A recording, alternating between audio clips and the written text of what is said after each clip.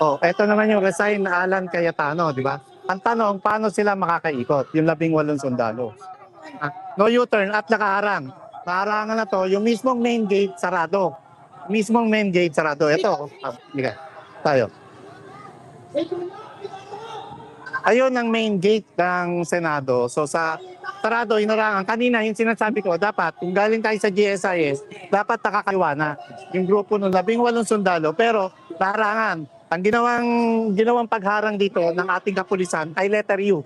U mula rito sa kalsada na mula sa SM MOA patungong GSIS. At dito naman yung galing GSIS ay nakasarado rin, nakabara rin.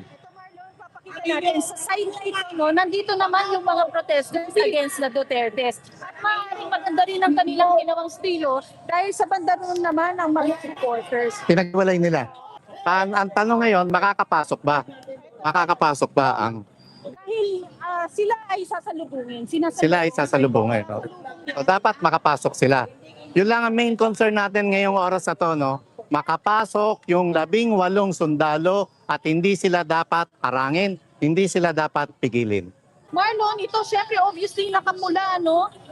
Sila ay supporters at nakikita natin sa ganyang BS, Marlon, na ito nakabisado na natin ito, Marlon, na yung mga ganitong BS, yung tinatawag natin na maaaring hakot.